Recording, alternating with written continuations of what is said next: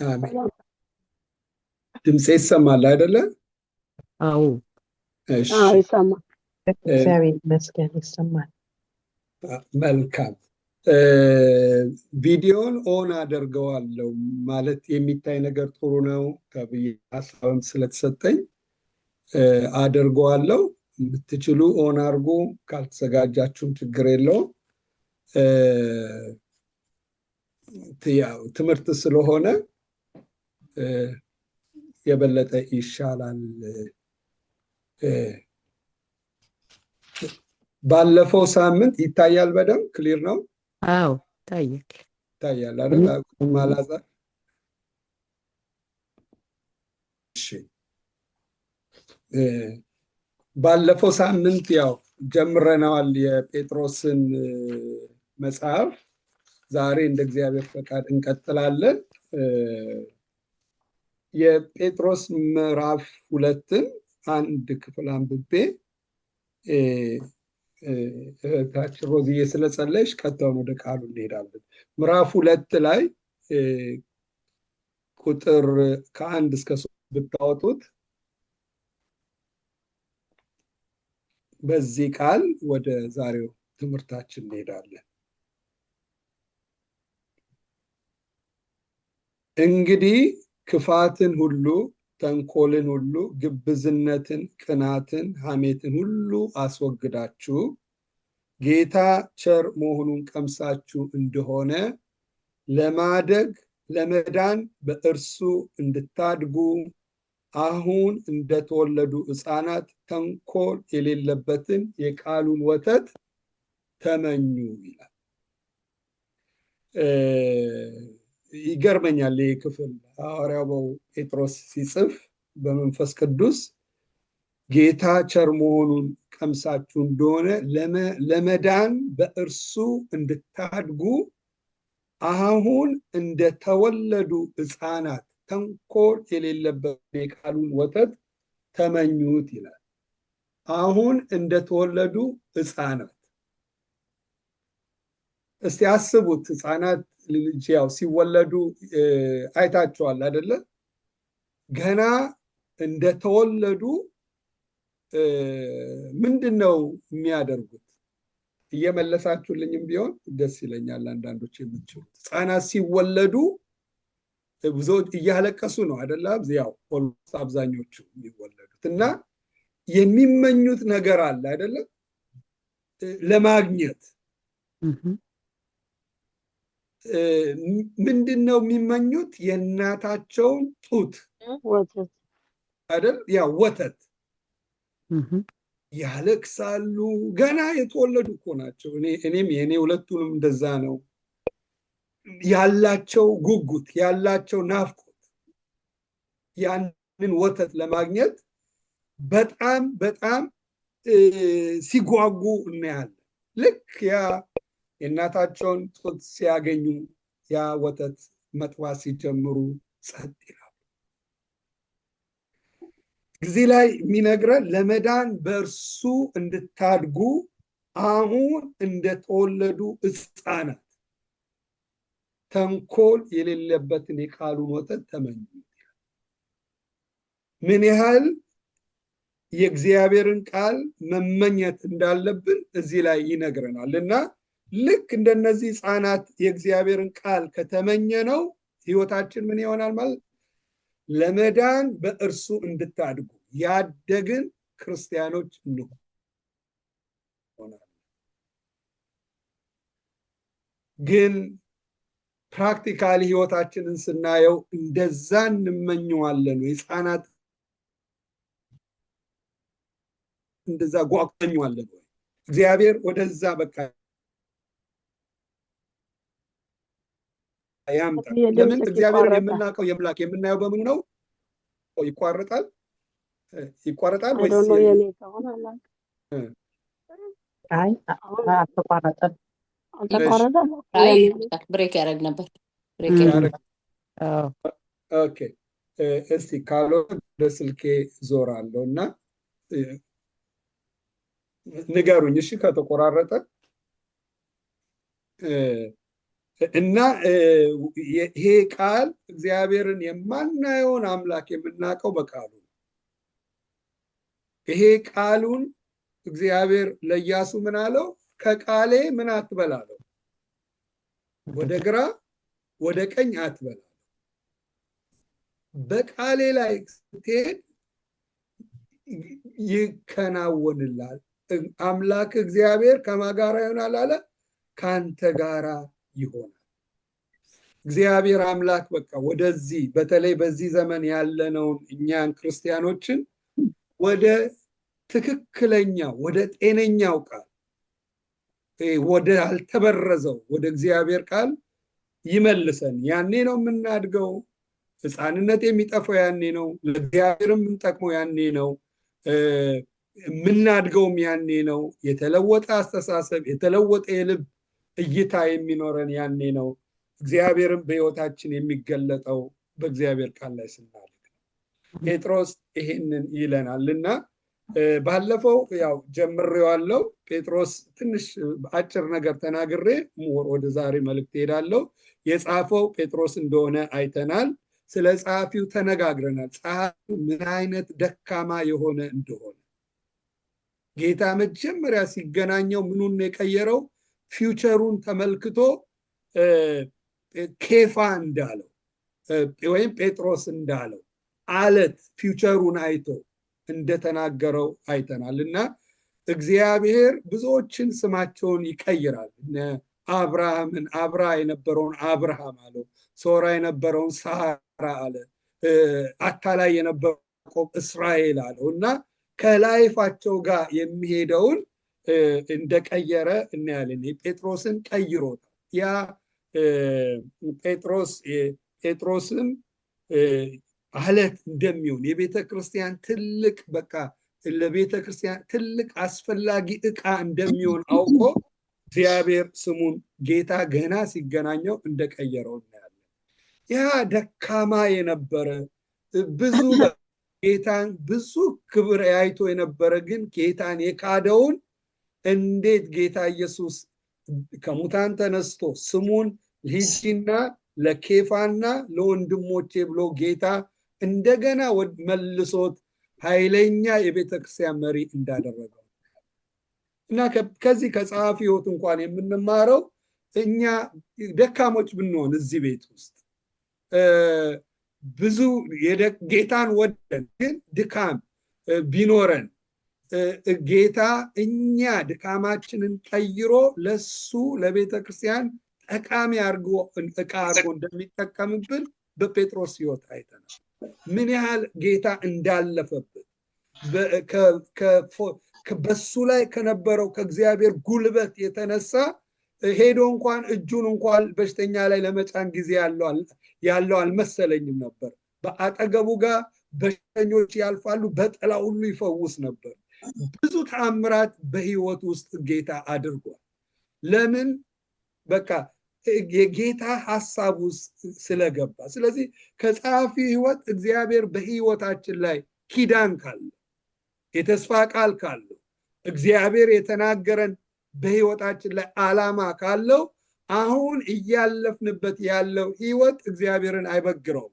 ያንን ሕይወት አሻግሮን በሕይወታችን ላይ የተናገረውን እግዚአብሔር ያደርጋል። እግዚአብሔር በጣም ሁሌ የሚገርመኝ ለዛ ለዮሴፍ ባለፈውም እንዳልኳችሁ ሁለት ህልም ለራሱ ነው የተናገረው። ነቢይ አይደለም የተናገረው፣ ወይም ትልልቅ ነቢያቶችን ልኮለት አይደለም፣ ለራሱ ተናገረው።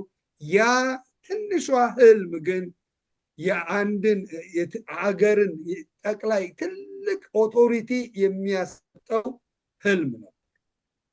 ብቻውን ታምር የሚያደርግ እግዚአብሔር የተናገረው ነገር ከሚያልፍ ይልቅ ሰማይና ምድር ቢያልፍ የሚቀለው እግዚአብሔር በዮሴፍ ሕይወት ላይ አድርጓል። የለም ሞቷል በተባለ በነ ሳራ በነ አብርሃም ላይ ሁሉ አድርጓል። በእኛ ሕይወት ላይም እግዚአብሔር ያለው ነገር ከሆነ ከታመን ነው፣ ከጠበቅ ነው፣ ከታገስ ነው እግዚአብሔር። ስለዚህ እኔ የጸሐፊን ሕይወት ሳየው በጣም ነው ምጽናና። እግዚአብሔር ማንንም መጠቀም እንደሚችል ማንንም መጠቀም እንደሚችል ከጴጥሮስ ሕይወት ችኩል የሆነ ግን ጌታ ለታላቅ ዓላማ እንደተጠቀመበት ጸሐፊውን እናያለን። እና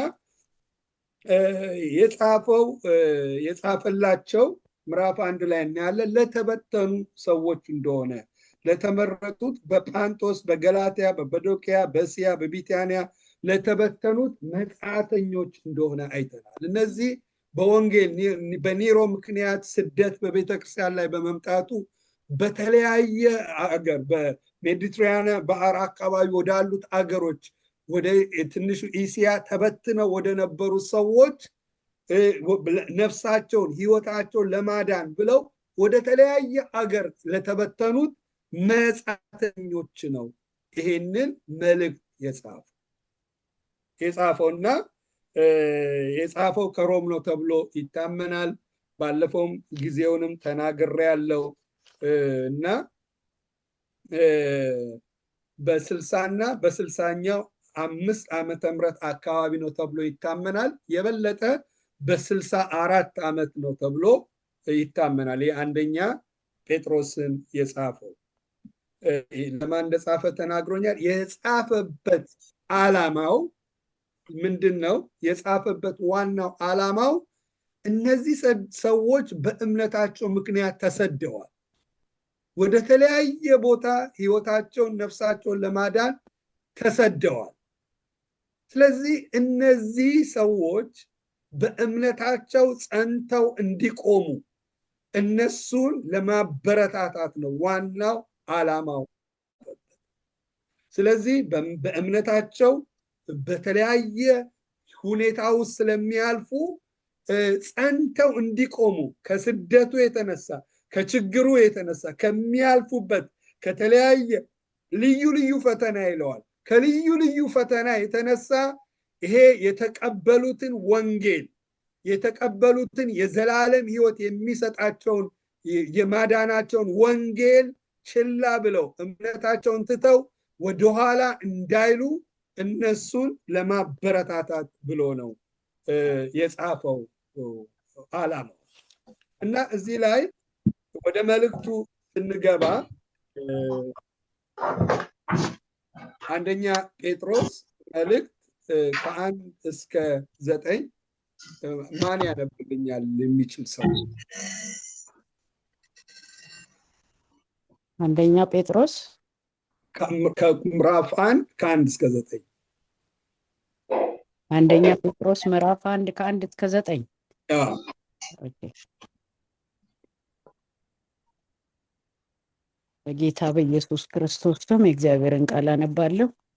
የኢየሱስ ክርስቶስ ሐዋርያ ጴጥሮስ እግዚአብሔር አብ አስቀድሞ እንዳወቃቸው በመንፈስ እንደሚቀደሱ ይታዘዙና በኢየሱስ ክርስቶስ ደም ይረጩ ዘንድ ለተመረጡ በጳንጦስና በገላትያ በቀጰዶቅያም በእስያ በቢታንያም ለተበተኑ መጻተኞች ጸጋና ሰላም ይብዛላችሁ። ኢየሱስ ክርስቶስ ከሙታን በመነሳቱ ለሕያው ተስፋና ለማይጠፋው እድፈት ለሌለበት ለማያልፍም ርስት እንደ ምሕረቱ ብዛት ሁለተኛ የወለደን የጌታችን የኢየሱስ ክርስቶስ አምላክና አባት ይባረክ። ይህ ርስት በመጨረሻው ዘመን ይገለጥ ዘንድ ለተዘጋጀው መዳን በእምነት በእግዚአብሔር ኃይል ለተጠበቃችሁ ለእናንተ በሰማይ ቀርቶላችኋል። በዚህም እጅግ ደስ ይላችኋል። ነገር ግን በእሳት ምንም ቢፈተን ከሚጠፋ ወርቅ ይልቅ አብልጦ የሚከብር የተፈተነ እምነታችሁ ኢየሱስ ክርስቶስ ሲገለጥ ለምስጋና ለክብር ለውዳሴ ይገኝ ዘንድ አሁን ለጥቂት ጊዜ ቢያስፈልግ በልዩ ልዩ ፈተና አዝናችኋል። እርሱንም ሳታዩ ትወዱታላችሁ። አሁንም ምንም ባታዩ በእርሱ አምናችሁ የእምነታችሁ ፍጻሜ እርሱም የነፍሳችሁን መዳን እየተቀበላችሁ በማይነገርና ክብር በሞላበት ሐሴት ደስ ይላችኋል። እሺ፣ ጌታ ይባርክሽ። አሜን። እስከዚህ እናየዋለን። ያው ቨርስ ባይ ቨርስ ነው፣ ያው ጥናት ስለሆነ መጽሐፉን በእንደዛ አይነት መልክ ነው የምንሄደው። የኢየሱስ ክርስቶስ ሐዋርያ ጴጥሮስ እግዚአብሔር አብ አስቀድሞ እንዳወቃቸው በመንፈስ እንደሚቀደሱ ብሎ ቁጥር 1 ላይ ይናገራል። እና የኢየሱስ ክርስቶስ ሐዋርያው ጴጥሮስ ባለፈው ሐዋርያ ማለት የተላከ ማለት ነው። የተላከ የላኪውን ሐሳብ የሚናገር የራሱን ነገር የሚጨምር አይደለም። ሐዋርያው የተላከውን የሚያስተላልፍ ነው እና ስለዚህ ስለራሱም ይናገራል። የኢየሱስ ክርስቶስ ሐዋርያው ጴጥሮስ ይላል። ሐዋርያነት ስለፈለግን የሚሆን አይደለም፣ የመንፈስ ቅዱስ ስጦታ ነው። 5 ኦፊሶች አሉ። ሐዋርያት አለ፣ ወንጌላዊ አለ፣ እንደገና መጋቢ አለ፣ አስተማሪ አለ፣ እንዲሁም የነቢይ ጸጋዎች አሉ። አሁንም እነዚህም የእግዚአብሔር መንፈስ ይሰጣል ለቤተ ክርስቲያን ምዕመኑ እንድናድግ ክርስቶስን እንድናውቅ ወደ ፍጹም ሙላት እንድንሄድ ለአገልግሎት ብቁ እንድንሆን የሚያደርግ እነዚህ የጸጋ ስጦታዎች አሁንም በቤተ ክርስቲያን ይሰጣሉ እና ዓላማቸው የኢየሱስ ክርስቶስ የሆነውን ወንጌል በተሻለው ኃይል በተሻለው ነገር ለመግለጥ እግዚአብሔርን ወደ ማወቅ ሕይወት እንድንመጣ ነፍሳቶች እንዲድኑ ለማድረግ ለዚህ ዓላማ እግዚአብሔር ጸጋን ይሰጣልና እዚህ ጋር ለጴጥሮስ በሐዋርያነት አገልግሎት ሾሞታልና ልኮታል እና የላከው አሁን እዚህ ላይ አሁን ባለው ጸጋ ለነዚህ ሰዎች ሲጽፍ እናያለን። እነዚህ ሰዎች መጻተኞች ናቸው ማለት ስደተኞች ናቸው። ብዙ ስጋዊ ኒድ ያላቸው በተለያየ አገር ተበትነው ነው ያሉት እና ለነዚህ ሰዎች ሲጽፍ ምን ይላል? እግዚአብሔር አብ አስቀድሞ እንዳወቃችሁ በመንፈስ ቅዱስ እንዲቀደሱ ይታዘዙና በኢየሱስ ክርስቶስ ደም ይረጩ ዘንድ ለተመረጡት በጳንጦስ፣ በገላትያ፣ በበዶቅያ፣ በእስያ፣ በቢታንያ ለተበተኑት መጻተኞች ይላል። እነዚህ ሰዎች ምንም እንኳን መጻተኞችና ስደተኞች ብዙ የስጋዊ ኒድና ችግር ያላቸው ቢሆን ግን እነዚህ ሰዎች ገና በእግዚአብሔር አብ አስቀድመው ምን ያሉ ናቸው? የታወቁ ናቸው። በእግዚአብሔር አብ አስቀድሞ ሲል ገና ከማፀን ሳለ ሲወለዱ አይደለም፣ ዓለም ሳይፈጠር የታወቁ ሰዎች ናቸው። በእግዚአብሔር ዘንድ የከበሩ ሰዎች ናቸው። የክርስቶስ ደም ያህል የፈሰሰ ሰዎች ናቸው። መንፈስ ቅዱስ የሆነው የእግዚአብሔር መንፈስ ሰማይን ጥሎ መጥቶ ቀድሶ በእነሱ ውስጥ ሊኖርባቸው ያደረጋቸው ሰዎች ናቸው። በእግዚአብሔር ዘንድ እጅግ የከበሩ ሰዎች ናቸው። ግን ምኖች ናቸው? መጻተኞች ናቸው። ስለዚህ ሐዋርያው የጻፈበት ዋናው ዓላማው በእምነታቸው ጸንተው እንዲኖሩ በስደቱ ወደኋላ እንዳይሉ ነው እና ሲጀምር ደብዳቤው ምን ብሎ ይጽፈዋል? በእግዚአብሔር አብ እንደታወቁ በኢየሱስ ደም ተረጭተው በመንፈስ ቅዱስ ተቀድሰው ለጌታ እንዲታዘዙ ለተመረጡት መጻተኞች ብሎ አድሬስ ሲያደርግላቸው እናያለን። ቁጥር ሲያልፍ ጸጋና ሰላም ይብዛላችሁ ብሎ በሰላምታ ይጀምረዋል። አንዳንዱን ለማብራራት ጊዜው አይበቃምና ዋናው ሐሳቡ ላይ ነው የምናደላው። ከዛ ምን ብሎ ደብዳቤውን ይቀጥላል? ያሉበት ስደት ነው፣ ያሉበት መከራ ነው። እዚህ ላይ ምን ይለዋል? በልዩ ልዩ ፈተና ውስጥ እያለፉ ነው። አንዱን ፈተና አለፍን ሲሉ ሌላው ፈተና ይመጣል፣ ሌላውን አለፍን ሲሉ ሌላው ይመጣል። ያሉበት ሰርከምስታንስ አሁን ለጥቂት ጊዜ አዝናቸዋል። በልዩ ሐዘን ውስጥ ናቸው ያሉት ሰዎች። ስለዚህ ሄዶ አድሬስ የሚያደርገው ችግራቸው ላይ አይደለም። ምን ይላቸዋል? ስላላቸው ርስት ይናገራል። ምን አይነት የከበረ ርስት እንዳላቸው ምን ይላል? ኢየሱስ ክርስቶስ ከሙታን በመነሳቱ ለሕያው ተስፋ ለማጠፋ እድፈት ለሌለበት ለማያልፍ ርስት ዳግም እንደ ምሕረቱ ብዛት ሁለተኛ የወለደን የጌታችን የኢየሱስ ክርስቶስ አምላክና አባት ይባረክ። አሁን እኛ ብንሆን እንዴት አድርገን እንደምንጽፍ አላውቅም። ያው እሱ በመንፈስ ቅዱስ ምሪት ነው የጻፈው። እኛ በተለያየ ስደት ውስጥ ላሉ ሰዎች ጻፉ ብለን ብንነሳ በአእምሮአችን ያው ስናስበው አይዟችሁ በርቱ፣ ጌታ ከእናንተ ጋር ነው፣ አይዟችሁ እግዚአብሔር መውጫውን ያዘጋጃል፣ አይዟችሁ እንዲያው በስደት ውስጥም ብታልፉ የምትሄዱበት መድረሻ አላችሁ፣ እንዲህ ብለን ይመስለኛል የምንጽፈው። እዚህ ላይ ግን አጻጻፉ በጣም የሚገርምና የሚደንቅ ነው። እግዚአብሔር መንፈስ እንዲህ የጻፈላቸው ለነዚህ በልዩ ልዩ መከራ ውስጥ ላሉ ስደተኞች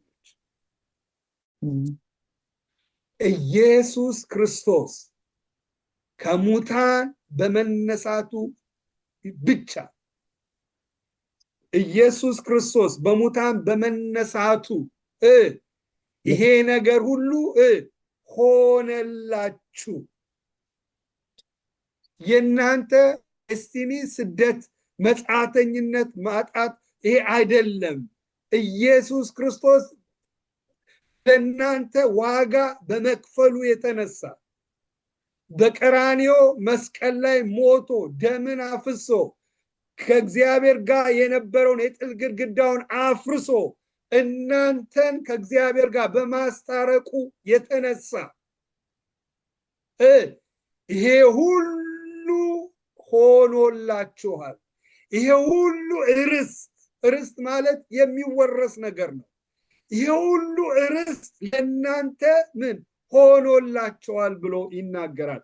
ሁላችንም ኤፌሶን ላይ ኢየሱስ ክርስቶስ ከሙታን በመነሳቱ ከኛ ጋራ የተገናኘውን ኤፌሶን አይ ቲንክ ምዕራፍ 2 ብቻ እናየዋለን። ኤፌሶን ላይ ብናወጣ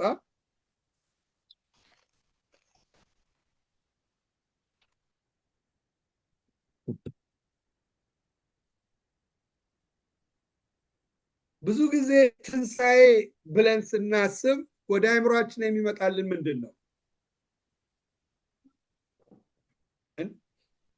ምትሉ እየመለሳችሁ ምንድን ነው ወደ አእምሯችሁ የሚመጣው ትንሣኤ ብለን ስናስብ?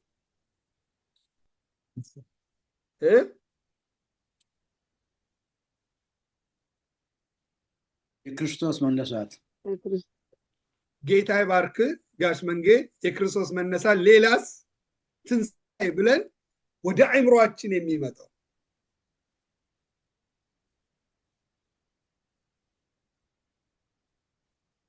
ሞት የተሸነፈበት።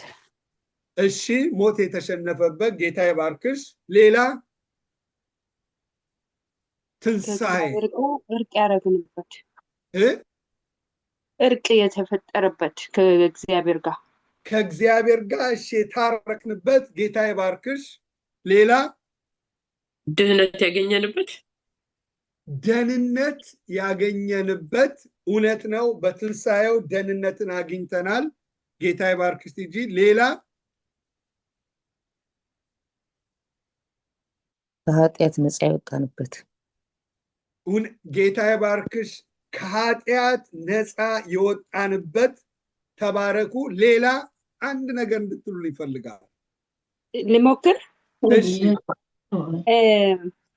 በፊት ጌታ ኢየሱስን ሳንቀበል ጠላቶች ነበረን። አሁን ግን ልጆች ሆንን በኢየሱስ ክርስቶስ። እሺ ጌታ ይባርክሽ። ልጆች ሆንን። ፕሮሰሱን ልጆች፣ ወራሾች። እውነት ነው። ተባረኪ። ይሄ ነገር ሁላችን ውስጥ ጋር እንዲገባ ፈልጋለሁ። ትንሣኤን ባሰብን ቁጥር የክርስቶስ ትንሣኤ ይመጣብናል አይደል? ወደኛ ልክ እንደዚህ እኛ ላይ እንዲመጣ የሚያስፈልግ እውነት አለ። የተረጋገጠ ህይወት፣ መጨረሻ የዘላለም ህይወት፣ እነዚህ ሁሉ እውነት ነው። የጌታ መነሳት። አዎ ጋሽ መንጌ ብሎናል። ጌታችን ኢየሱስ ትንሣኤ ስናስብ እንደተነሳ እናያለን። ሌላ ደግሞ ጠላታችን የተሸነፈበት ኢየሱስ ከሞት በመነሳቱ ሰይጣን ያፈረበት ጌታ ይባርክሽ። እንዳለ ሞትና የሲኦልን ቁልፍ ወስዶ ሰይጣንን ረቶ በድል እንደተነሳ ያው በትንሣኤ እናያለን። ይሄ ሁሉ አሁን ክርስቶስ የተደረገለት ነው። ከሞት አስነስቶት ልዩ ክብር ሰጥቶታል። አሁን ሌላም እውነት አለ። ልክ እንደዚህ እንዳወቅነው እውነት ሁሉ ይሄንም እውነት እኛን ወደ ላይ የሚያረገን ሪጆይስ የሚያረገን በተለያየ መከራ ችግር ውስጥ ስናልፍ በላይፍ ውጣ ውረድ ውስጥ ስናልፍ አቅም ጉልበት የሚሰጠን ሌላም እውነት አለ ከዚህ ጋር የተያያዘ። ልሞክር። እሺ እኛ ውስጣችን መንፈስ ቅዱስ እኛ ውስጥ አለ፣ የሚያጽናናን፣ የሚያስተምረን፣ የሚደግፈን። እውነት ነው። ጌታ ይባርክሽ። ያጽናኙ መንፈስ ወደኛ ተሰጥቶናል። ተባረኪ። እሺ አሁን ከዚህ ከያዝነው ሐሳብ ጋር እንዲሄድልን ነው። ኤፌሶን ምዕራፍ 2 ላይ ሁላችንም እናውጣ። የሚገርም ነው። በተለይ ጴጥሮስን ስታጠኑት ኤፌሶንም አንድ ላይ ጨምራችሁ ብታጠኑት እርግጠኛ ነኝ እግዚአብሔር ሕይወታችንን በጣም እንደሚቀይረው አሁን ካለንበት የበለጠ ሕይወት እንደሚያሳድገው በጣም በጣም አምናለሁ። አንድ ላይ ብታጠኑት የተያዘ እውነት አለው፣ ግን በብዙ ነገር እግዚአብሔር ያስተምራቸዋል። በጌታ ውስጥ ያገኘነው ይሄ ጌታ ያደረገልንን ነገር መረዳት ለክርስትና ሕይወታችን ትልቅ አቅምና ጉልበት ይሰጠናል። እና ኤፌሶን ምዕራፍ 2 ላይ ዝም ብዬ እኔ አነቧል። የሁሉ ለእኛ እንዲሁ የተደረገልን ነው እና ወደ ሐሳቤ ግን እመጣለሁ ወደ በታች ምዕራፍ 2 ከቁጥር 1 በበደላችሁና በኃጢአታችሁ ሙታን ነበራችሁ፣ ክርስቶስን ሳናገኝ በፊት እንዲህ ነበርን። በበደላችን በኃጢአታችን ሙታን ነበርን፣ አልፈን ተርፈን ደግሞ በእነርሱም በዚህ ዓለም እንዳለው ኑሮ በማይታዘዙ ልጆች አሁን ለሚሰራው መንፈስ አለቃ ነው በአየር ላይ ስልጣን እንዳለው አለቃ ፈቃድ በፊት ተመላለሳችሁ። በአየር ላይ አለቃ አለ፣ በሱ ፈቃድ ነበር የምንመላለሰው። ጌታን ሳናውቅ እሱ ነበር የሚመራን፣ ግን አይመስለንም። ተመላለሳችሁ። በእነዚህ ልጆች መካከል እኛ ሁላችን ደግሞ የስጋችንና የልቦናችን ፈቃድ እያደረግን በስጋችን ምኞት በፊት እንኖር ነበር። እንደ ሌሎች ደግሞ ከፍጥረታችን የቁጣ ልጆች ነበርን። ገና ከማህፀን ስንወለድ የምን ልጆች ነው ሆነን ነው የምንወለድ የነበረው? የቁጣ ልጅ። እግዚአብሔር ለቁጣ ቀኑ የተዘጋጀ ልጆች ነበርን። ገና ተወልደን የአንደኛ ቀናችን ገና ከማህፀን ስንወጣ የተወለድነው ለምንድን ነው? የቁጣ ልጆች ነበርን። አሁን ሳይሆን ጌታን ሳናቅ በፊት ማለት ነበርን። ነገር ግን ደስ ይላል። ነገር ግን ምንድን ነው? አፍራሽ ነው አይደል? እንዲህ የነበርን ኃጢአተኞች የነበርን በደለኞች የነበርን በዚህ ዓለም ኑሮ በማይታዘዙ ልጆች አለቃ ላይ የሚሰራው መንፈስ አለቃ በሱ ስር የነበርን የልቦናችን የስጋችን ፈቃድ እያደረግን የምንኖር ከሁሉ በላይ ደግሞ የቁጣ ልጆች ነበርን የነበርነውን ሰዎች። ነገር ግን እግዚአብሔር በምሕረቱ ባለጠጋ ስለሆነ ከወደደን ከትልቅ ፍቅሩ የተነሳ በበደላችን ሙታን እንኳን በሆን ጊዜ ከክርስቶስ ጋር ምንን ሰጠን? ሕይወትን ሰጠን። በጸጋ ድኗቸዋል። በሚመጡት ዘመናት በክርስቶስ ለእኛ ባለው ቸርነት ከሁሉ የሚበልጠውን የጸጋውን ባለጠግነት ያሳይ ዘንድ ከእርሱ ጋር ምን አረገን? አስነሳን። ከክርስቶስ ኢየሱስ በሰማያዊ ስፍራ ከእርሱ ጋር ምን አረገን? አስቀመጠን። ጸጋው ምን አድርጓቸዋል? በእምነት አድናቸዋል። ይህም የእግዚአብሔር ስጦታ ነው እንጂ ከእናንተ አይደለም፣ ማንም እንዳይመካ ከስራ አይደለም። ምዕራፍ 1:3 ላይ በክርስቶስ በሰማያዊ ስፍራ በመንፈሳዊ በረከት ሁሉ የባረከን የጌታችን የኢየሱስ ክርስቶስ አምላክና አባት ይባረክ ብሎ ነው መልእክቱን የሚጀምረው። በክርስቶስ በሰማያዊ ስፍራ በመንፈሳዊ በረከት ሁሉ የባረከን፣ እኛ በመንፈሳዊ በረከት ሁሉ ተባርከናል። ምንድነው ያደረገልን? እዚህ ላይ ክርስቶስን አስነሳው።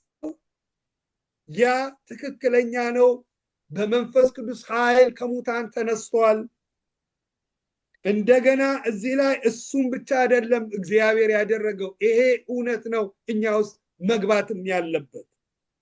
ቁጥር 6 ምዕራፍ 2 ቁጥር በሚመጡ ዘመናት በክርስቶስ ለኢየሱስ ለኛ ባለው ቸርነት ከሁሉ የሚበልጠውን የጸጋውን ባለጠግነት ያሳይ ዘንድ።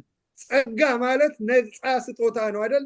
የነፃ ስጦታ ባለጠግነቱን ምን በል ያሳይ ዘንድ፣ ከስራችን ያልሆነ ከቅድስናችን ያልሆነ ከድርጊታችን ያልሆነ እንዲያው እግዚአብሔር ከወደደን ከትልቅ ፍቅሩ የተነሳ ከምሕረቱ ባለጠጋ ስለሆነ የጸጋውን ባለጠግነት ያሳይ ዘንድ ምን አደረገ ይላል?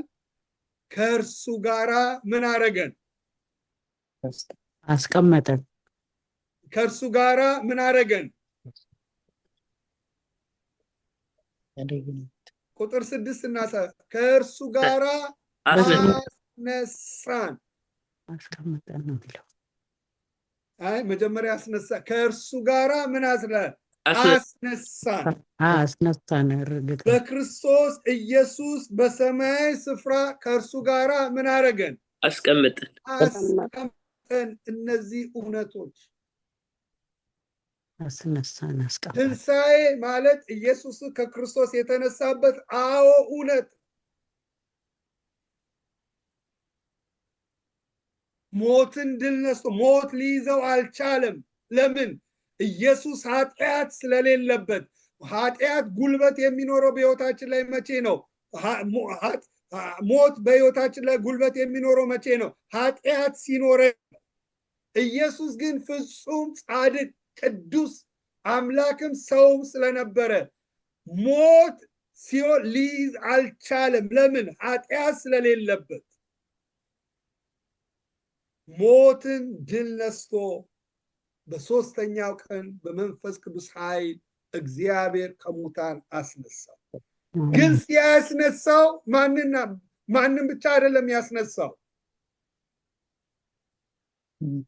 ጸጥ አላችሁ? ማን ብቻውን ነው እንዲያስነሳው? ሁላችን ከእርሱ ጋራ ምን አደረገን ይላል? አስነሳን። አስነስቶ ምን አደረገን ይላል? በክርስቶስ ኢየሱስ በሰማያዊ ስፍራ ከእርሱ ጋራ ምን አደረገን ይላል? አስቀመጠን። ይሄ ታላቁ ነው።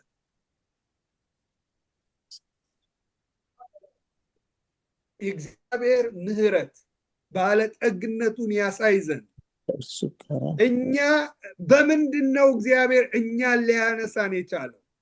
በምን ምክንያት ነው ከቀኙ ሊያስቀምጠን የቻለው? በስራችን ነው አይደለም። በምናችን ነው? ከወደደን ከትልቅ ፍቅሩ የተነሳ። ከወደደን ከትልቁ ፍቅሩ የተነሳ። ጌታ ይባርክሽ። ሌላስ እዚህ ላይ የሚናገረው በምናችን ነው? በጸጋ ነው።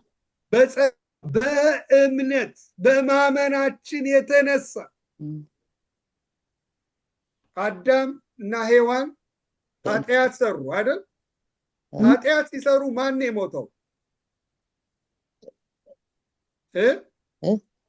ማን ነው የሞተው? አዳምና ኃጢአት ሲሰሩ ከእግዚአብሔር ጋር ተለዩ። ማን ነው ከእግዚአብሔር ጋር ተለይቶ ከዛ በኋላ የኖረው? ሰው ሁሉ አይደል? በአዳም መጣ ሞት። በኢየሱስ ግን ምን መጣ ይላል? ሕይወት፣ የዘላለም ሕይወት። በአዳም ምንም ባልሰራነው ኃጢአት ሞትን አብረን አዳም በሰራው ኃጢአት። ኢየሱስ ግን ጽድቅን በመፈጸሙ በመታዘዙ የተነሳ እሱ በሰራው ስራ የተነሳ በሱ በማመናችን የተነሳ እግዚአብሔር ምን ሰጠን? የተስተካከለ የጽድቅን ስራ በክርስቶስ ኢየሱስ በማመናችን የተነሳ እንዳዳነን እናያለን። በቀኙ እንዳስቀመጠን እንዳስነሳን በቃሉ ላይ እናያለን። ስለዚህ ሲያስነሳን እንዲሁ አይደለም ያስነሳን። እግዚአብሔር ምን ሰጠን? ኢየሱስ ከሙታን በመነሳቱ የተነሳ አብረን ስላስነሳን፣ አብረን በቀኙ ስላስቀመጠን ምን አረገን? የዘላለምን ርስት ሰጠን። ይህ ርስት ምን የለውም ይላል? እድፈት የለውም፣ የማያልፍ ነው፣ ለዘላለም የሚኖር እንደሆነ በእግዚአብሔር ቃል ይነግረናል። እና ስለዚህ ርስት ሁላችንም ኤፌሶን ጴጥሮስ 1 ላይ ስናወጣ ኢየሱስ ክርስቶስ ከሙታን በመነሳቱ ያው ተስፋ ለማይጠፋ እድፈት ለሌለበት ለማያልፍ ርስት ይለዋል። ስለዚህ አብሮ ሲያስነሳን ምን አይነት ተስፋ ሰጠ? ሕያው የሆነ ተስፋ። ሕያው ማለት ምንድነው? ሕያው የሆነ ህይወት ያለው ነገር ነው አይደል? አሁን ይሄ ተስፋ አለ፣ ሕያው ነው፣ አይጠፋም፣ እድፈት የለውም፣ እንደገና አያልፍም ብሎ የእግዚአብሔር ቃል ይነግረናል። እንደ ምሕረቱ ብዛት የወለደን የጌታችን ኢየሱስ አምላክና አባት ይባረክ ይላል። ይህ ርስት መቼ ነው የሚገለጠው? ይህ ርስት የሚገለጠው መቼ ነው ይላል? በመጨረሻው ዘመን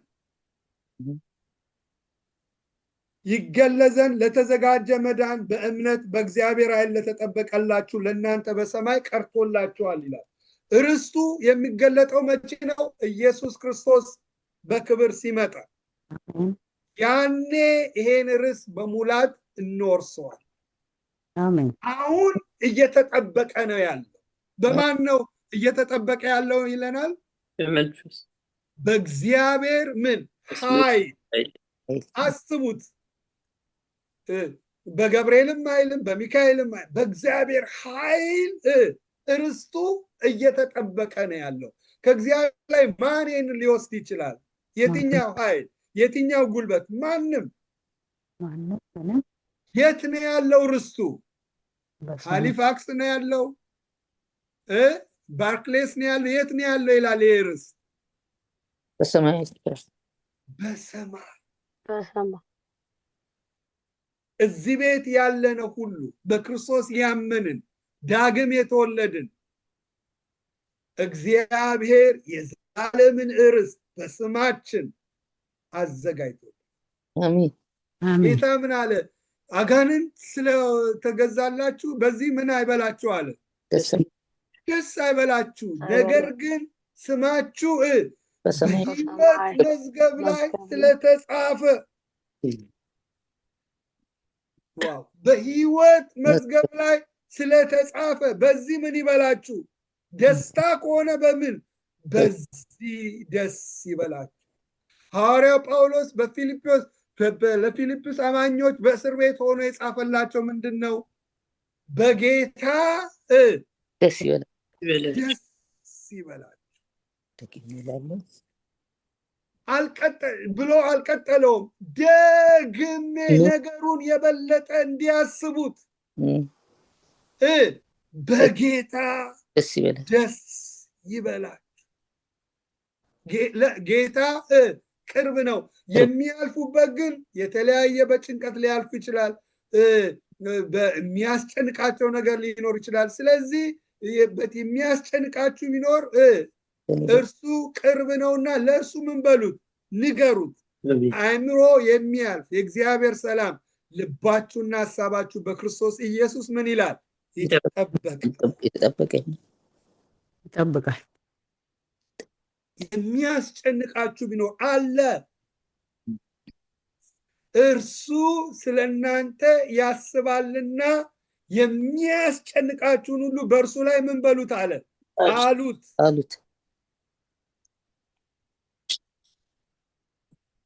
በምድርም ሕይወት እያለን የሚያስጨንቀንን እንዳያስጨንቀን አእምሮአችንና ልቦናችንን በምኑ ይጠብቋል ይላል? በክርስቶስ በሰላም ይጠብቀዋል። እና በጌታ ደስ ይበላችሁ። ደግሜ እላለሁ ምን ይበላችሁ? ደስ ይበላችሁ። ዛሬ በህይወታችን ሀዘንተኞች ከሆንን ደስታና ሰላም ካጣን ህይወታችን የሚቅበዘበዝ ከሆነ በተለይ ጌታን አግኝተን ክርስቶስ ሕያው የሆነ ቅዱስ የሆነ የእግዚአብሔር መንፈስ በልባችን እያለ እርካታ ካጣ ወገኖች ሆይ የቆምንበት መሰረት የተሳሳተ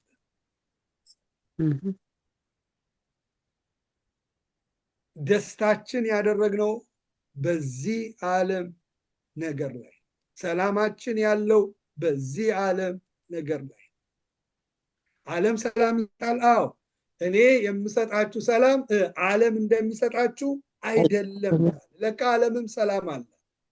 ነገሮች ሲሞሉ ሲስተካከሉ ምንፈልጋቸው በእጃችን ሲኖር የተለያየ ነገር ላይ ሲኖር ሰላማችን የዓለም ሰላም ሊወርሰን ይችላል። ግን ወገኖች ሆይ እነዚህ የተበተኑትን ሰዎች ሲጽፍላቸው የነበረው ተስፋቸውን እንዲያስቡ ተስፋቸው ላይ ልባቸው እንዲሆን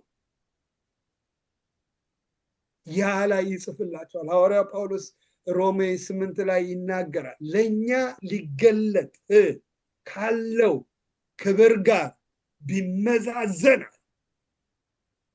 የአሁኑ ዘመን ስቃይ ምንም እንዳይደለ እቆጥራለሁ።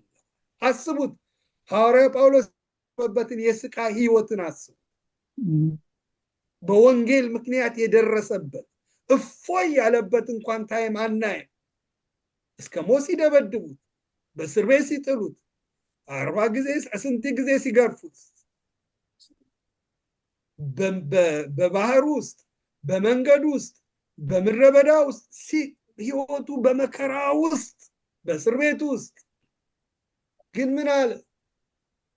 እኛ ሊገለጥ ካለው ክብር ጋር ቢመዛዘን ዛሬ ወገኖች ሆይ የሚያስፈልገን ወገኖች ሆይ ይሄ በክርስቶስ ያገኘነው ርስት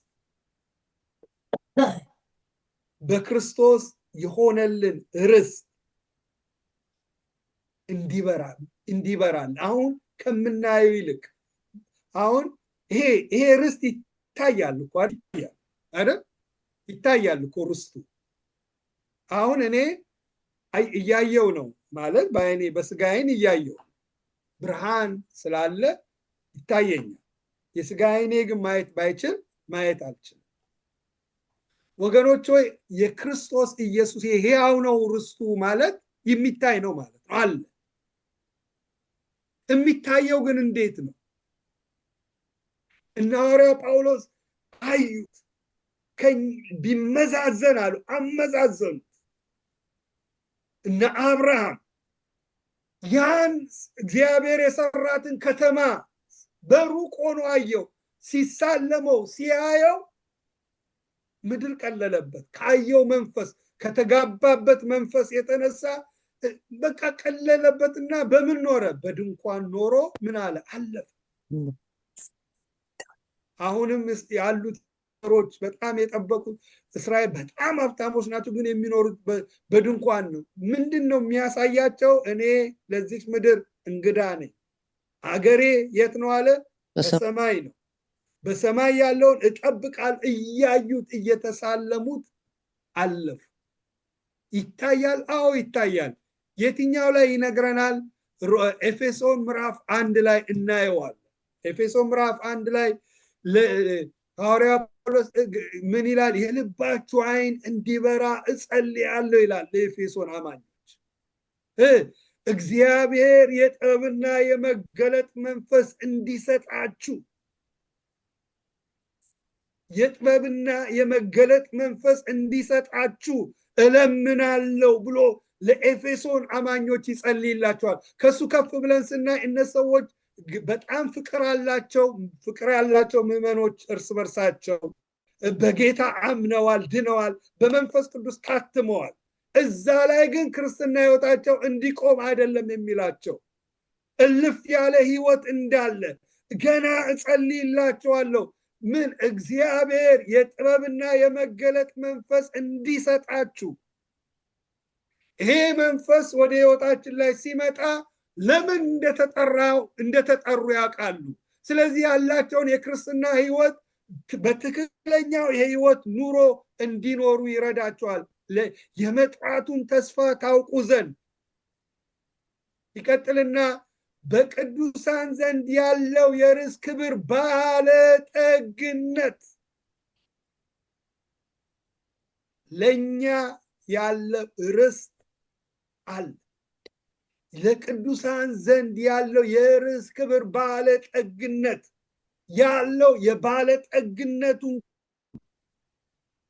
ከህይወታችን ጋር የሚዋሃደው ወገኖች ሆይ የጥበብና የመገለጥ መንፈስ በህይወታችን ላይ ሲመጡ እናየዋለን። ይህን ርስት እነ ጴጥሮስ ይህን ርስት እያዩ ነው የሚጽፉት። በቃ ሪለው ለነሱ በውስጣቸው ያለው የእግዚአብሔር መንፈስ አብርቶላቸዋል። ዛሬ ላለ በተለይ ለዚህ ዓለም ላለ ነው ለኛ ለክርስቲያኖች ከምንም በላይ የሚያስፈልገን ምንድነው? ይሄ ርስት እንዲበራልን የሆነ ነገር አይደለም የሚሰጠን። እዚህ ጋር እኮ የሆነ ነገር እንዲሰጣቸው አይደለም፣ እግዚአብሔር ሆይ እንድታበራላቸው ያላቸውን ነገር ማየት እንዲችሉ፣ የሆነላቸውን ነገር ማየት እንዲችሉ፣ የተደረገላቸውን ነገር ማየት እንዲችሉ እግዚአብሔር ሆይ የልባቸውን አይን አብራ እያለ ኤፌሶን ላይ ይጸልያል። የርስቱን ባለጠግነት ታውቁ ዘንድ በቅዱሳን ዘንድ ያለ የርስ ክብር ባለጠግነቱን ታውቁ ዘንድ የኃይሉን ታላቅነት ታውቁ ዘንድ ጸልያለሁ እያለ ሐዋርያው ኤፌሶ ላይ ይጸልያል። ወገኖች ሆይ ዛሬ እነዚህ መጻተኞች ናቸው፣ ግን የከበረ ርስት ያላቸው ሰዎች ናቸው። ተራ ሕዝብ አይደሉም። እዚህ ላይ እንገባበታለሁ። እናንተ ከጨለማ ወደሚደነቅ ብርሃን የጠራችሁ የእርሱን በጎነት እንድትናገሩ የተመረጠ ትውልድ፣ የንጉሥ ካህን፣ ቅዱስ ሕዝብ እያለ ስለነሱ ማንነት ይናገራል። ዛሬ እዚህ ቤት ያለነው ሁሉ ርስታችን የከበረ እንደሆነ ከዚህ ቃል ላይ ርስታችን ይለያያል። በሰራነው ምድር ህይወት ላይ በሰራነው ህይወት ርስት የምንወርሰው ይለያያል። በምድር ህይወት ላይ ባንካችን ውስጥ የተለያየ የገንዘብ አማውንት እንዳለ ያ ገንዘብ ለዚህ ዓለም ምድር ነው የምንጠቀምበት። በእግዚአብሔር ዓለም ውስጥ በእግዚአብሔር መንግስት ውስጥም እንደዚህ አይነት ሄራርኪ አለ። እንደዚህ አይነት ደግሞ የሚወረስ ርስት አለ። ጌታ ምን አለ? በስሜ ውሃ እንኳን ውሃ ማለት አንድ ውሃ ከሰጣችሁ እውነት እላለው ብድራታችሁ ምን አይልም ይላል፣ አይቀርም።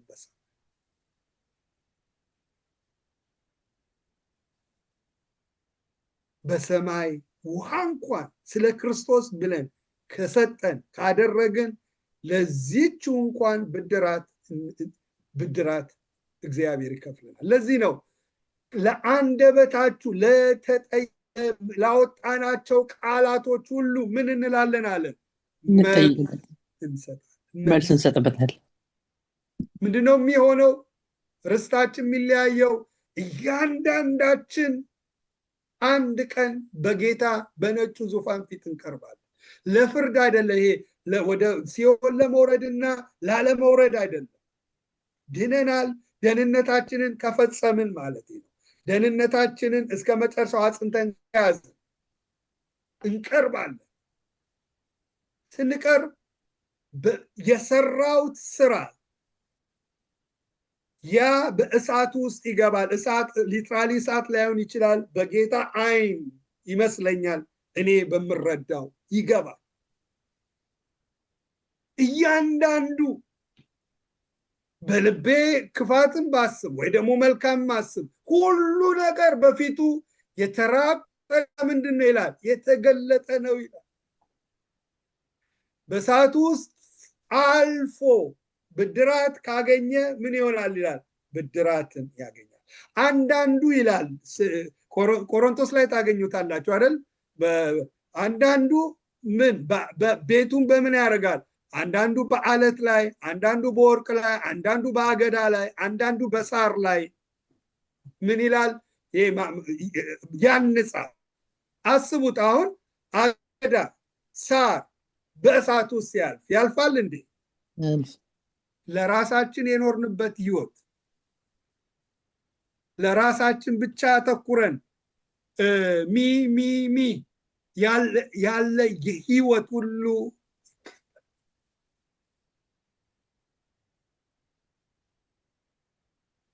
ለክርስቶስ ብለን የኖርነው ህይወት ያልፋል።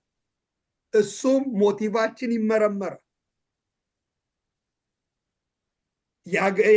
የልብን ሁሉ ሚዛን ጌታ ይፈትናል። ያ ታይቶ ተፈትኖ የወጣው ነገር ሁሉ የዘላለምን ብድራት በህይወታችን ላይ እንድንቀበል ያደርጋል።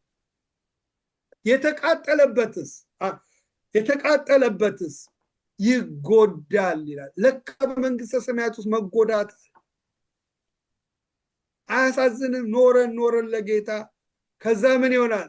ምንም ነገር ለስሙ ካልኖርን፣ ምንም ነገር ለስሙ ብለን በህይወታችን ላይ ካላደረግን በመንግስተ ሰማያት ይጎዳል። ግን በጉ ምን ይላል? እንባውን ምን ይላል? ያብሳል። ያብሰንና ካለ ብድራት ርስት ያለን የዘላለም ሕይወት እንርሳለን። ግን የተለያዩ ሽልማቶችን በህይወታችን ላይ ግን ሳናገኝ በዘላለም ህይወት ላይ እንኖር።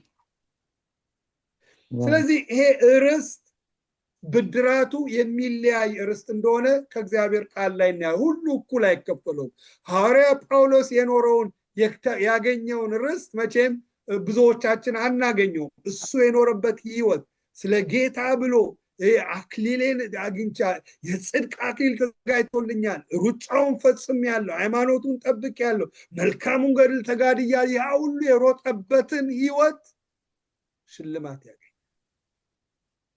እዚህ ቤት ያለነው ሁሉ አሁን ለምሳሌ ጌታን ፈልጋችሁ መታችኋል፣ ጊዜያችሁን አስተካክላችሁ ጌታ ለእያንዳንዱ ነገር እግዚአብሔር አምላክ ይመልሳል። ስለዚህ እዚህ ላይ ይሄኛው ርስት ባሰብን ቁጥር ዘላለማዊ ነው፣ አይጠፋም፣ እድፈት የለበትም፣ የማያልፍ ርስት ነው። የዘላለምን ህይወት ለዘላለም የሚኖር ርስት እንደሆነ እናያለን። የሚገለጠው እንዲህ እንደሆነ የሚገለጠው በመጨረሻ ጌታ ሲመጣ ከዛ ያ እንደሚገለጥ እናያለን። አሁን ርስት በእግዚአብሔር ኃይል ተጠብቆ ነው ያለው። የምንወርሰው ደግሞ እንዲሁ አይደለም። የምንወርሰው እምነታችንን እስከ መጨረሻ አጽንተን ከቆምን በእምነት ነው የሚወረሰው ብሎ እዚህ ላይ ሐዋርያው ጴጥሮስ ይነግራቸዋል። ሲወርድ ቁጥር 6 እና 7 በዚህም እጅግ ምን ይላቸዋል? ደስ ይላቸዋል። ነገር ግን በእሳት ምንም ቢፈተን ከሚጠፋው ወርቅ ይልቅ አብልጦ የሚከብር የተፈተነው እምነታችሁ ኢየሱስ ክርስቶስ ሲገለጥ ለምስጋና፣ ለክብር፣ ለውዳሴ ይገኝ ዘንድ አሁን ለጥቂት ጊዜ ቢያስፈልግ ልዩ ልዩ ፈተና አዝናቸዋል ብሎ በጣም ትልቅ ነገር እዚህ ላይ ይነግራቸዋል። እዚህ ላይ ምን ይላል? በዚህ እጅግ ደስ ይላቸዋል። በዚህ እጅግ ደስ ይላቸዋል። በየትኛው? በዚህ በዘላለም ርስታቸው እጅግ ደስ ይላቸዋል።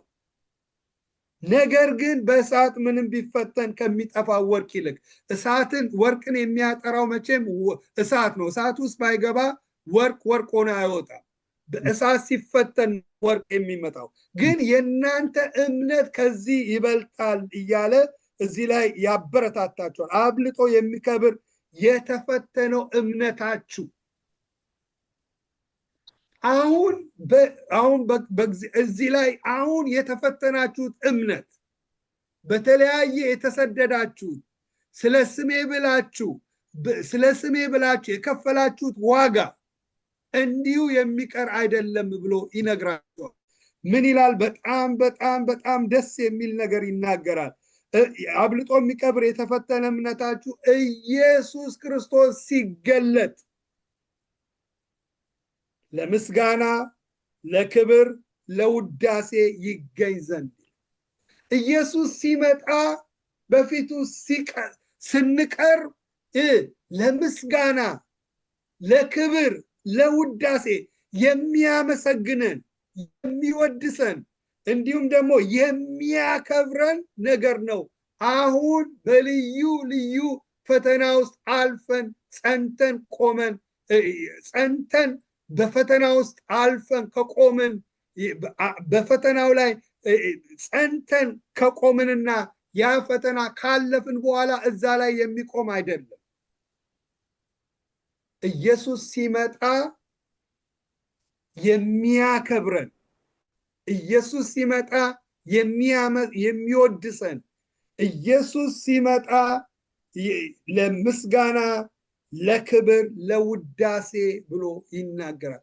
ትዝ ይልሃል በስሜ ምክንያት ተሰደ እኔን ሳትክድ ያ ሁሉ ዋጋ የከፈልከውን ታስታውሳለህ። የሚያመሰግነን፣ የሚያከብረን፣ የሚወድሰን ነው ዛሬ የምናልፍባቸው ፈተናዎች። እኛ የጌታ ሆነን በህይወታችን ላይ ልዩ ልዩ ፈተና ይመጣል። እዚህ ላይ በልዩ ልዩ ፈተና አሁን ምን ብላችኋል? አዝነዋል። ያ ፈተና በጣም አያስደስታቸውም፣ እንዲያዝኑ ያደርጋል። ለምን? በስጋቸው ላይ ልዩ መከራ ነው የሚያመጣ። በኒሮ ስደት ውስጥ ነው ያሉት። ህዝቡ ይጠፋል፣ ያሳድዳቸዋል፣ ይናቃሉ፣ በብዙ ነገር ይገፋሉ። ያው ሀዘን ነው ወደ ህይወታቸው ላይ የሚያመጣው። በልዩ ልዩ ፈተና አዝናቸዋል። አሁን ግን ያዘናችሁበት ኢየሱስ ግን ሲገለጥ ለስሙ ብላችሁ ነውና ይህን ሁሉ መከራ የተቀበላችሁት። ይሄ ያለፋችሁት መከራ ነገ ያመሰግናችኋል፣ ነገ ይወድሳችኋል፣ ነገ ደግሞ በዘላለም ክብር ምን ይላችኋል? ያከብራችኋል ብሎ እዚህ ላይ ይጽፋል። እኛም በህይወታችን ላይ ወገኖች ሆይ ጌታን አግኝተን በልዩ ልዩ ፈተና ውስጥ እናልፋለን። በልዩ ልዩ ፈተና ፈታኙ ማን ነው? ሰይጣን ነው። በልዩ አለፍን ስንል አንደኛው ፈተና ይመጣል። አለፍን ስንል አንደኛ ይመጣል። ፈታኙ ለምሳሌ ወደ ኢዮብ ሲላክ በምኑ መጣበት? ባለው ንብረት መጣ። በምኑ መጣ? በልጆቹ መጣበት፣ በጤንነቱ መጣበት። ሰይጣን የሚፈትንባቸው የተለያዩ መንገዶች። ኢዮብ ግን እስከ መጨረሻው አምላኩን ምን አላለም? አልሰደበም። ጌታችን ኢየሱስ ያዕቆብ ላይ ምን አለ? ኢዮብ እንደተፈተነ ሰምታችኋል፣ ጌታም እንዳደረገለት። ጌታ እጅግ የሚምር የሚራራም ነው ብሎ እንድንታገስ ኢዮብን እንድንመለከት እዚህ ላይ ያበረታተናል። ስለዚህ ስለ ጌታ ብላችሁ የተፈተናችሁ፣ አንዳንዴ በትዳራችን እንፈተናለን። እኛ የእግዚአብሔር ስም እንዳይሰደብ ብለን ስለ እግዚአብሔር የምንከፍላቸው እውነቶች፣ ስለ እግዚአብሔር ብለን በጽድቅ ህይወት እዚህ ላይ እንመጣለን። በኑሮዎች ሁሉ ቅዱሳን ሁኑ ይላል። እዚሁ ክፍል ላይ እናያለን። በኑሮዎችን ሁሉ ላይ ለእግዚአብሔር ብለን የምናጣቸው ጥቅመ ጥቅሞች ስለ እግዚአብሔር ብለን ያ ደግሞ በስጋችን ላይ መከራ ማጣትን የሚያመጡ አሁን ስለ እግዚአብሔር ብለን የምንቀበላቸው የተለያዩ መከራዎች ይኖራሉ። ሰዎች ሲሰድቡን መልሰን ሳንሳደብ ስንቀር፣ ሰዎች ሲያሙን ስለነሱ መልካም ነገር ስንናገር፣ ሰዎች ሲጠሉን ስንወዳቸው፣ ክፉን በመልካም ስናሸንፍ፣ ያማል፣ አዎ ያማል። ሲበድሉን ይቅር ስንል ጥርሳችንን ነክሰን፣ ለምን? የነገውን ተስፋ ስለምናይ። በውስጣችን ያለው መንፈስ ይሁን ስለምናውቅ ከዚህ መንፈስ ጋር አብረን ለመኖር ህብረት ነውና ክርስትና ከአብ ከወልድ ከመንፈስ ቅዱስ ጋር ህብረት የምናደርግበት ህይወት ነውና በጥላቻ በቅናት በክፋት ይቅር በማለት በእንደዚህ መካሄድ የሚከድበት መንገድ አይደለምና እያመመን ይቅር ስንል ስለ ክርስቶስ ብለን የከፈልናቸው እያንዳንዱ ዋጋዎች የኔ ጌታ ሲመጣ ትዝ አይልህም ወይ? ትዝ አይልሽም ወይ? ስለ ስሜ ብለሽ ይሄን ያደረግሽ ይሄን ያደረግ ብሎ የሚሸልመን ነው ዛሬ የምናልፍባቸው መከራዎች። ሰይጣን ወደ ህይወታችን የተለያየ መከራን ይዞ ይመጣል።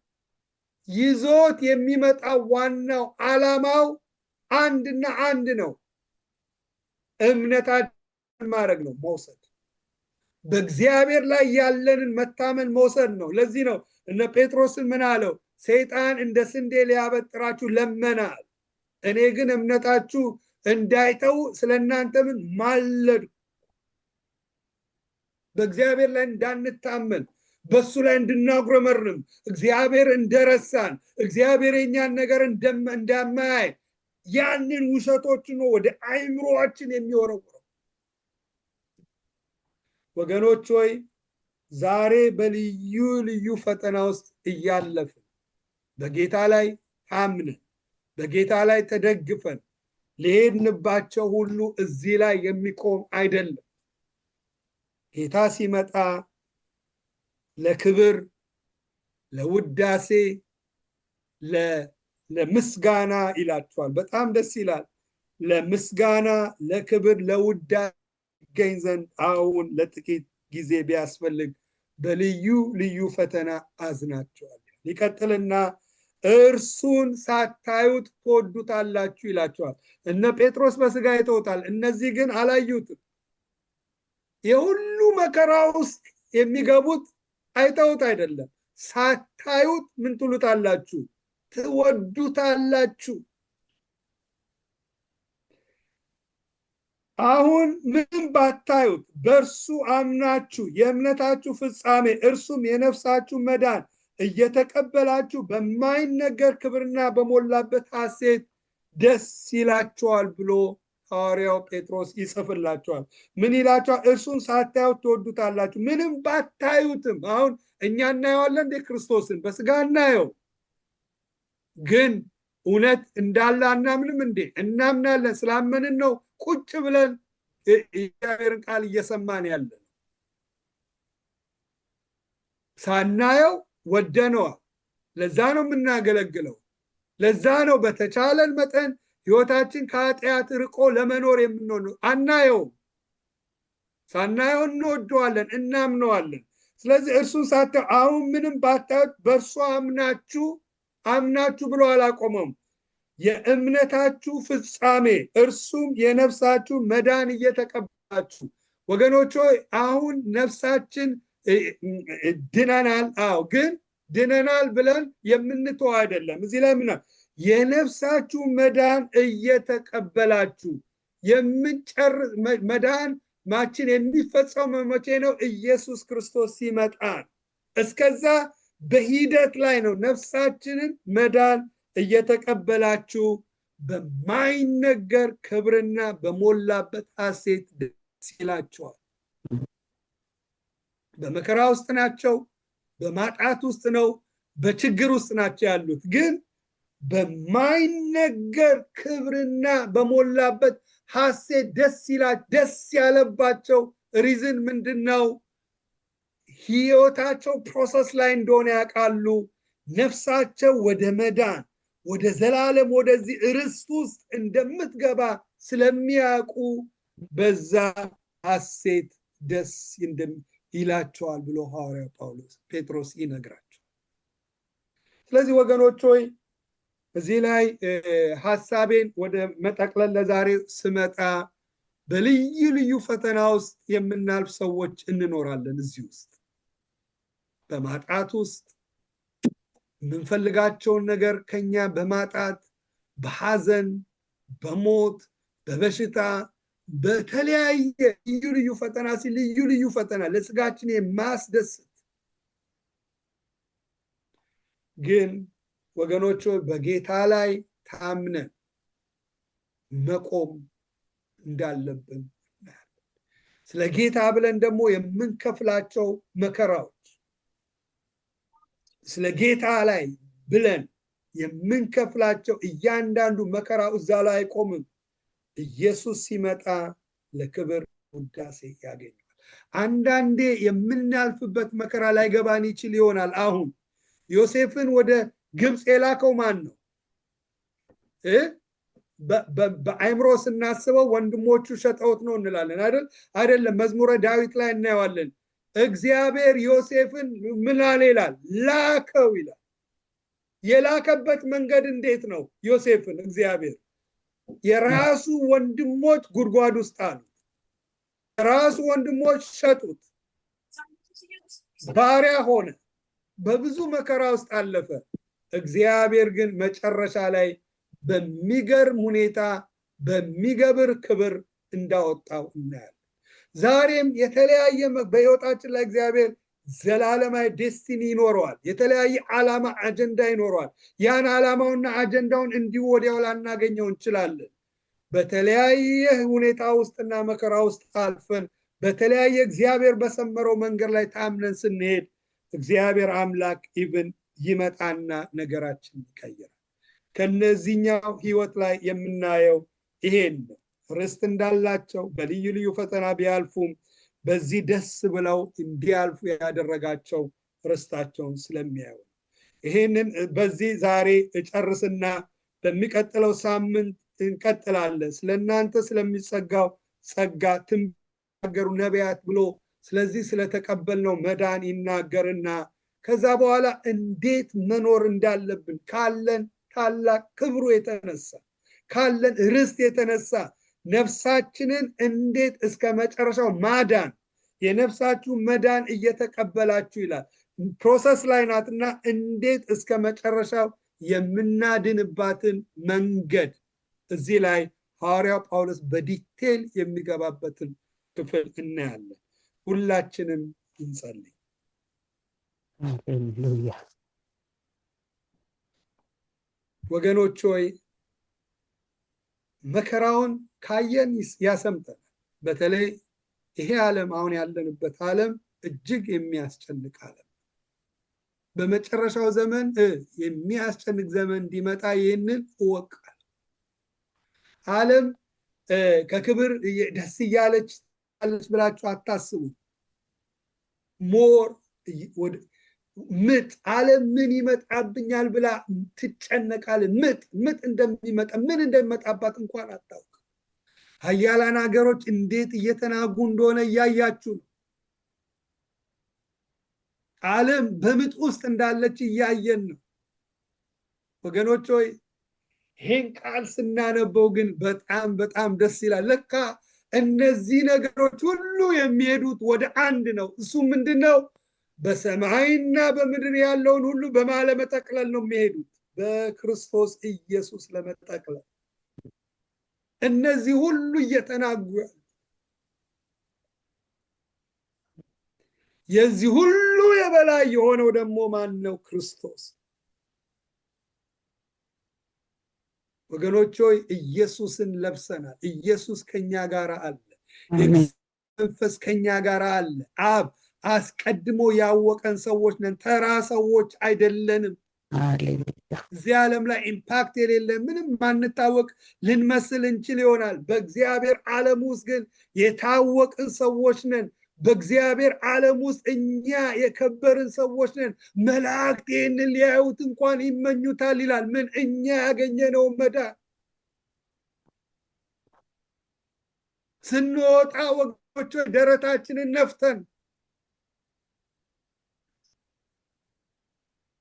በሙሉ ሙላት ነው መመላለስ ያለብን። ለማ እኛ በክርስቶስ የእግዚአብሔር ልጆች ስለሆን ወራሾች ስለሆንን የሚጠብቀን የዘላለም ውርስ አለን ወገኖች ሆይ ተዘጋጅቶልናል። የምንኖርበት ዓለም እንኳን ተዘጋጅቷል በእግዚአብሔር ዘንድ። ሰው ኢንጂነር አይደለም የሰራው፣ አርክቴክተሩ ራሱ እግዚአብሔር የሆነበት የሚያስደንቅ ዓለም ሰማይቷ ኢየሩሳሌም ተዘጋጅታልናለች፣ እኛ ነገ የምንኖርበት።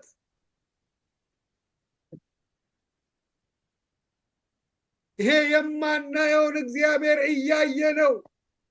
ከዘላለም እስከ ለዘላለም ከእርሱ ጋር የምንኖርበት ህይወት ከፊታችን አለ። ከእርሱ ጋር የምንነግስበት። ወገኖች ሆይ እንደዚህ አይነት የከበርን ሰዎች ነን። ዛሬ ባንካችን ውስጥ ገንዘብ ላይኖር ይችል ይሆናል። የተለያየ አተን ተቸግረን ልንሆን እንችላለን። አዎ ይሄ የጥቂት ጊዜ ነው፣ ያልፋል። የማያልፈው ለዘላለም የሚኖረው ግን ከእግዚአብሔር ጋር ለዘላለም የምንኖረው ህይወት ነው። ኢየሱስ በምድር ላይ ሲኖር ወገኖች ሆይ የሚኖርበት ቤት አልነበረው። ህይወት በገንዘብ ብዛት ቢሆን ኖሮ ወገኖች ሆይ እንደሱ ሀብታም የሚሆን አልነበረም። የሰው ልጅ ህይወት በገንዘቡ ብዛት አይደለም። ዛሬ ወገኖች ሆይ ከዚህ መንፈስ ጋር አብረን ብንኖር፣ ከዚህ መንፈስ ጋር ተስማምተን ብንውል፣ ከዚህ ይሄ መንፈስ የሚፈልገው ህይወታችን ላይ እያደረግን ብንኖር ከኛ የበለጠ በምድር ላይ ሳትስፋይ ሆኖ የሚኖር ሰው የለም። ከእንደኛ ሙሉ ሰው የለም። ዛሬ የሚያስፈልገን እግዚአብሔር መንፈስ ጋር ያለን ህብረት ማጠንከር። እሱ በመንፈሱ ዕለት ዕለት ተሞሉ አለ። ዕለት ዕለት መጸለያችን፣ ዕለት ዕለት የእግዚአብሔር ቃል ማንበባችን፣ ከእሱ ጋር ህብረት ማድረጋችን የእሱን መንፈስ በሞላን ቁጥር ነው ማናችን እያወቅን ርስታችንን እያየን የምንመለ። እሱ ደግሞ ብዙ ሰላምን ወደ ህይወታችን ያመጣል፣ ብዙ ረፍትን ያመጣል፣ ብዙ መረጋጋትን ያመጣል።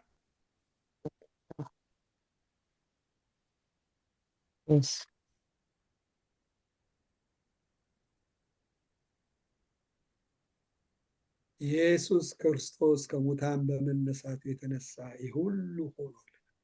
እንደዛ እናስ በዚህ ሳምንት እናስ በቃ ማንነታችንን እያሰብን በክርስቶስ ያ ሁሉ ዋጋ የተከፈለው እኛን ለማዳን የዳንበትን ክብር እያሰብን፣ ከሞት ያመለጥንበትን ክብር እያሰብን ወገኖች ሆይ እንመላለስ። ራሳችን ላይ ፊድ እያደረግን እንመላለስ። ሰርከምስታንሶቻችን ወገኖች አያሰጥሙን። የምናልፍባቸው መከራዎች አያሰጥሙን። መቼ ነው የሚያሰጥሙን? ያ ነገር ቢዝ ሲልብን፣ ያ ነገር ሲደፈንብን ወገኖች ሆይ መከራዎቹ ያሰጥሙናል። ሰላማችንን ይወስዱታል፣ ደስታችንን ይወስዱታል፣ ሀዘንተኞች ያደርገናል። ሰይጣን በህይወታችን ላይ አክሰስን ያገኛል። ሁላችንም ጸልየን እንጨርሳለን። እግዚአብሔር አምላክ ሆይ በጌታ በኢየሱስ ክርስቶስ ስም እንባርካለን። ይህ ሕያው የሆነውን ቃልን እንድንማር እድልን ስለሰጠን ሁሉ እባርካለሁ። እዚህ ቤት ያለነው ሁላችን አባት ሐዋርያው ጳውሎስ ለኤፌሶን እንደጸለየ እግዚአብሔር የጥበብና የመገለጥ መንፈስ እንዲሰጣችሁ እለምናለሁ እንዳለ የሚያስፈልገን ገንዘብ አይደለም አባት ሆይ፣ የሚያስፈልገን የተለያዩ እነዚህ ነገሮች ይከተላችኋል ብሏል። አንተ ታማኝ ስለሆንክ አንድ ልጁን የሰጣችሁ ሌላውንማ እንዴት አብልጦ አይሰጣችሁም ብሏል። በቃል ተናግረናል፣ ታደርጋለህ፣ ይከተለናል። አሜን። የሚያስፈልገን ግን ይሄንን መንፈስ እንድትሞላል ነው። ሃሌሉያ። ጥበብና የመገለጥ መንፈስ ዛሬ በወንድሞቼ ላይ፣ ዛሬ በእህቶቼ ላይ፣ በእኔ ላይ፣ በሮቦት አማኞች ላይ እግዚአብሔር ይህንን መንፈስ እንድትሞላ በጌታ በኢየሱስ ስም ጸልያለሁ። ይህን መንፈስ እንድትሰጠን ማየት እንድንችል የልባችን አይን አሁን ከበራው የበለጠ እንዲበራ በጌታ በኢየሱስ ስም ጸልያለሁ። የዕብራውያን አማኞች እነሆ እስከ ሞት ድረስ የተደበደቡት እነሆ መዳንን እያገኙ ግን መዳንን እምቢ ብለው ለተሻለ ክብር የሄዱበት ይሄ የልባቸው አይን ስለበራ ነው። ዛሬ ለወንድሞቼ ለእህቶቼ ይህ የልባቸው አይን ከበራው ይልቅ በኢየሱስ ስም እንዲበራ እኔ ጸልያለሁ። በኢየሱስ ስም እንዲበራ ጸልያለሁ። በክርስቶስ ያገኘነው ርስት ዛሬ አብልጦ እንዲታይ ጌታ በኢየሱስ ስም ጸልያለሁ። ለእኛ ሊገለጥ ያለው ክብር ከአሁኑ ዘመን ስቃይ ቢመዛዘን እንዳለ ይህ ለእኛ ሊገለጥ ያለው ክብር የወንድሞቼን የእህቶቼን የኔን ሕይወት እንዲወርስ በጌታ ኢየሱስ ክርስቶስ ስም ጸልያለሁ። አባት ሆይ ስላደረክልን ተመስገን። አሜን። በብዙ ፍቅር ስለወደድከን ባርካለሁ። ዛሬ ያንዳንዳችን በቃል ስለምታነሳን አመሰግናለሁ። ክብር ላንተ ይሁን። ያዘነ ጌታዊ በመንፈስ እንዲበረታ ጸልያለሁ። የዛለ በኢየሱስም በመንፈስ እንዲበረታ ጸጋን እንዲለቀቅለት እኔ ጸልያለሁ። በኢየሱስም ጸልያለሁ። ላገለገሉ ሁሉ ወንድሞች እህቶች ሁሉ እግዚአብሔር ክብር ሁሉ ላንተ ይሁን። ጸጋ አሜን። ክብር ላንተ፣ ምስጋና ላንተ፣ አምልኮ ላንተ ይሁን። አሜን። በኢየሱስ ክርስቶስም ብለህ ስማን። አሜን። ጌታ ይባርክ። ተባረክልን። መልካም ትምህርት ነው የሰጣችሁን። ተባረኩ ወገኖች፣ እግዚአብሔር ይባርካችሁ። አሜን። ተባረኩ። ወንድማችን ኤርሚያስ ጌታ ጸጋውን